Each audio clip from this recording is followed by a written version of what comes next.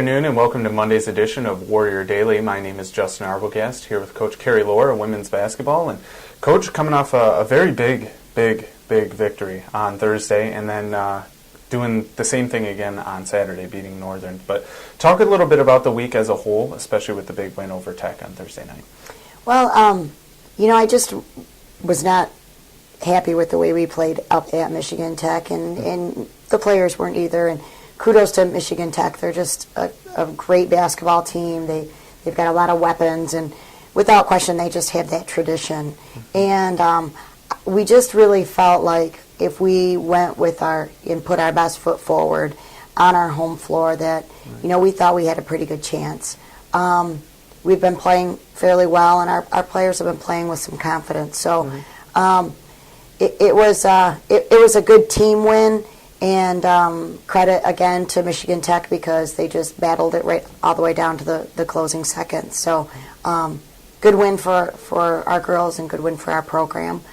And then Northern Michigan is, they're a very good basketball team, and we have some mismatch issues with their size on the perimeter. They just have long guards that are at 5'11", 6 foot that can shoot over top of our 5'6", 5'7" guards. So they create some mismatch problems for us, especially on the perimeter. And I think they're a well-coached team, and we knew that was going to be a battle as well. Now, over the week here, something that developed was, obviously it's been there all year, but the rebounding advantage was huge for you guys this week in both of the games. And a big key to that was the play of Phaebre Colbert coming off the bench, 2 double-doubles on the week, had a career-high 27 points on Saturday. Just talk a little bit about her play and how she's been able to really, it seems like she's really kind of hitting her stride here as we get going later in the year. She really is, and it's really exciting to see. I think Phaebre is one of those kind of the X Factor type players that, opponents maybe aren't real sure about. And there were times that we weren't sure because Phaebre was playing inconsistent. And a little bit of that was just due to some lack of confidence maybe, and just really putting a lot of pressure on herself too, being her senior year. So, having her come off the bench has really, helped us as far as our momentum and helped us with this stretch of wins because, we go to the bench and our bench is, first sub in is Phaebre Colbert. That's a remarkable sixth man. And so I think she's just really gotten very comfortable and confident in that sixth man role. And she's playing very well. And she's not playing like a sixth man. She's getting major minutes. And I'm really happy for her. I'm really happy for the way she's playing to close out a 4-year career here at Wayne State. And moving ahead here, we do have a couple of very big games. It's not like we're in the clear by any means. Ferris State coming to town on Thursday. It's going to be a big game for us. And then hitting the road and heading out to Grand Valley, another one of the top teams in the GLIAC North. Talk a little bit about this week coming up. We've seen both these teams. We beat both of these teams, but now we have to travel to Grand Valley, and we're going to take on a Ferris team that's already seen us. So talk about maybe some of the adjustments and things that you guys are going to be looking to accomplish this week. I think that, to back up, these next 2 weeks I think are critical for everybody in the North. I think there's going to continue to be movement, and everybody's still playing for something. So it's going to be an exciting 2 weeks. So without question, we have a lot of work ahead of us as far as, being on the road, and the kind of pressure's on us a little bit, but in the same sense,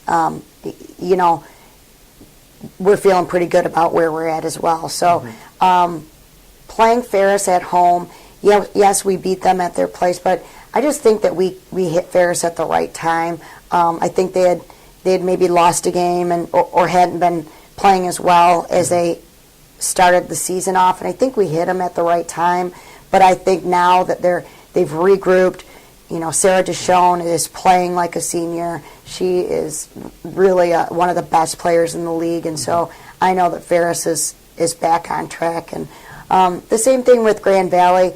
I think, roster to roster, they are just one of the most talented teams in the league. With all their individual players that they have are really, really impressive. So at their place, I know that, again, they're going to give us their best shot as well at Grand Valley. And like I said, everybody's still playing for something. So there's a lot of movement here in the next 2 weeks. Yeah, there is a lot of movement. A lot of things can shake and move around, and positions for the GLIAC tournament, and teams that can get in and can't get in, and all kinds of excitement here in the GLIAC. But we do have another interesting aspect. We have a Walsh team coming up that you guys have never faced, but then you're also getting ready to prepare for the playoffs, as we mentioned, something you guys weren't able to do last year. But talk about the thought process as you guys are moving forward with these next couple of weeks, maybe what some of these games mean down the stretch and how you're preparing them for the next step. Mm-hmm.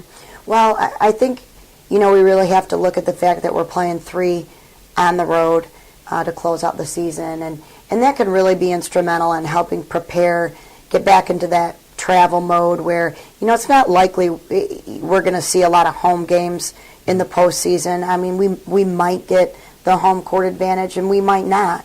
And, if we do, that would be a bonus. But if we don't, now we've just played 3 on the road and get us back into that travel routine, which, can kind of throw some teams off. There's certainly an advantage of playing at home, and if you haven't played on the road in a while. So, I'm really looking at it as, let's get back into travel mode. Let's prepare ourselves kind of for the long haul as well, in hopes that if we are in, a postseason run, we're ready for it. Again, though, we have a lot to take care of still, but I don't see those road games at all as being a disadvantage for us at all. Okay. Well, definitely we will have the last home game of the season, unless we do host a playoff game, but the last regular season home game of the season will be Thursday against Ferris Tech. That's also a blackout game, so we encourage all the fans to come out and wear their black and really give the Warriors one last home court advantage before the 2013 season comes to an end. But that's going to do it for today's edition of Warrior Daily here with Coach Carrie Lohr.